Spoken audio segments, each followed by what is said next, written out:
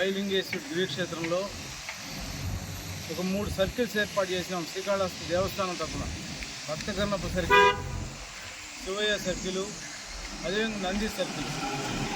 ఈ సర్కిల్స్ దగ్గర IMAX lighting కోసం ట్రస్ట్ బోర్డ్ చైర్మన్గా ఉన్నప్పుడే తీర్మానం చేసి టెండర్లు పిలిచి వర్క్ ఆర్డర్లు ఇచ్చి అప్పుడే ఈ యొక్క బేస్ కూడా ఏర్పాటు చేశారు. తర్వాత ఎలక్షన్ కోడ్ రావడము, ఆగిపోవడము ఇవన్నీ జరిగాయి. వెంటనే మహాశివరాత్రి బ్రహ్మోత్సవాలు వస్తున్నాయి.